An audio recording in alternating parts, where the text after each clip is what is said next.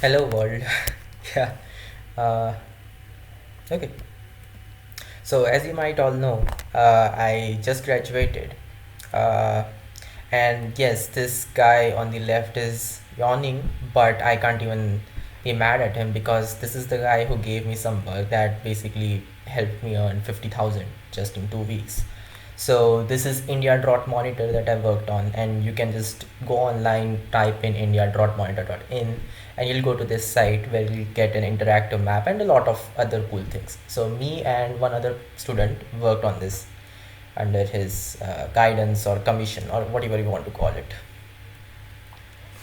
Now, of course, I was working on a lot of other things. So there were like two main projects which I was working on. One was some statistics related thing, and so basically biostats, data science, that kind of stuff. And the other was a lot into hardware, so FPGAs, DDR3, RGMII, all kinds of crazy hardware stuff. And of course, somewhat related to image processing, signal processing, image reconstruction, all that as well. So it was under a lab which works in ultrasound. So I was doing a lot of stuff related to ultrasound. Okay. Uh, Now, this is where I am, Bangalore. So how did it all start? Well, first the shifting. So first I had to, go for a flight which costs like 6,000 something. Um, and the company I work at, which if it's not obvious by the jacket, is Texas Instruments. So yeah, you can see that like I kind of look good in that starter kit that they've given us. So this is different from the thing that they gave us in my internship, and now we have like an actual bag and everything. To the left, you can see there's a germaphobe who is barely holding on to the handles at the bus. Uh, this is my friend, another guy who is basically doing the same role as me, just in a different team at TI.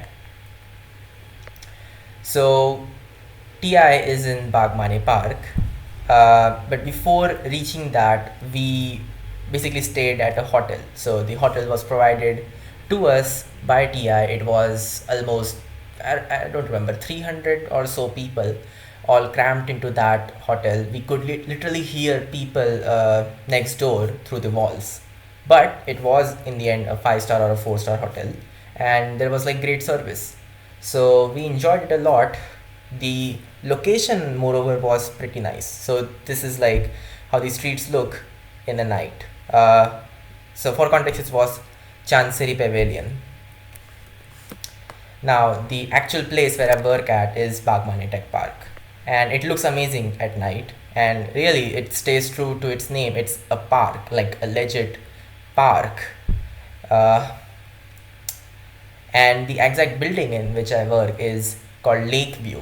So if it's not obvious by now, it's because it has a lake. Yes, like a proper lake with birds inside and all. And so I guess I'll have to play this. And it also has really nice like running track. So it was supposed to be a walking track, but then I run on it anyway. So yeah.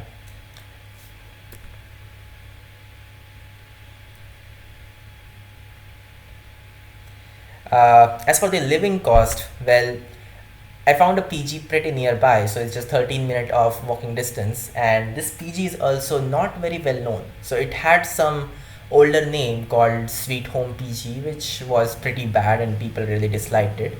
But then the owner, who is like currently having this PG, is now a different person. So he's not the same guy who was running the previous really bad service, and now it's pretty good. So it's just 12,000 because it's not very well known. In fact, it's not even on the map because this name is something else. Um, but then I really don't eat at my PG. I just have food from anywhere, so it can cost like 300 per day, and times that by 30 per month, and you get something like 9,000 just spent on food. So my food expenses are pretty high. I know that. But yeah, with this low of a rent, it's pretty much okay. So yes, this is low because it's a double sharing thing. Now the good thing is the guy who is in my room, he pretty much just left, and I don't think anyone is going to come here for 1 month, 2 month. So for that time, it's basically a single room with double the space. uh, So a lot of my peers went on to buy some pretty expensive PGs, which are also very far away.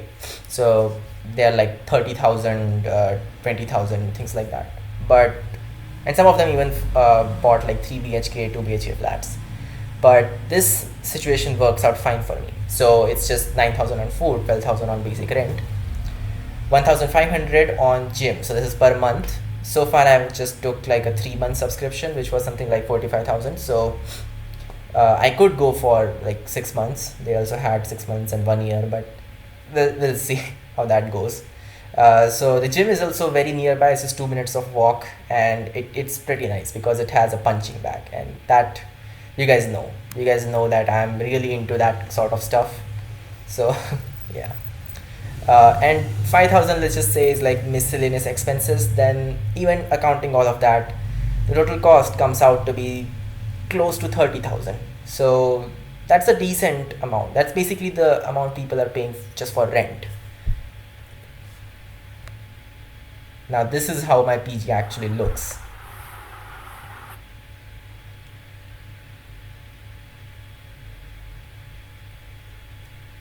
So it's pretty sweet.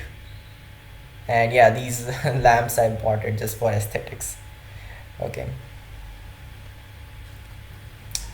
So the walking track is probably the best thing that's available to me, because whenever I feel sluggish or I feel like I need a jolt of energy, what I do is I just come out of the Lakeview building, go to this walking track, and then run.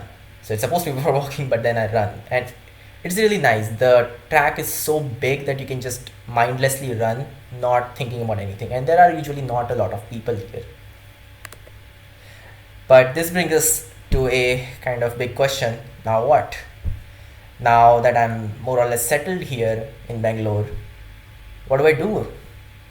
So, of course, I do my daily tasks, the stuff that I'm supposed to do at my job. But other than that, what do I do? Like, my life has become somewhat monotone in a sense. Nothing much is going on. And that's what mainly this video is about. I want to start doing more things. There are so many things that are worth doing in life. Like I don't know, understand an instrument, like let's say a musical instrument, guitar or something. I could buy that and learn how to do that. That would be pretty cool. I could start a sort of health journey that each day I'm going to go to the gym and I don't know, do some particular kind of workout. I obviously do all that, but not in the not in the focused manner that I want to do.